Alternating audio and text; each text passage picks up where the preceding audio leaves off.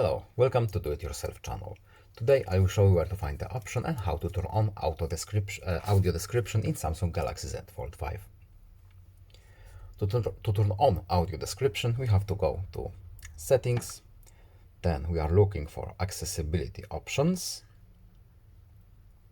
Accessibility, and Spoken Assistance.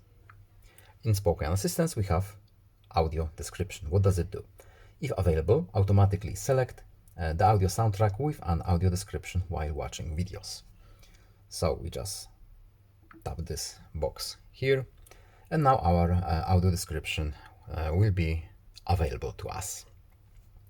And to turn it off, we simply check this box or uncheck it again. No need to save it, just back out. And now our function is now turned on. So I hope this video is helpful to you. Please leave a like and subscribe. Have a nice day and see you in the next video. Goodbye.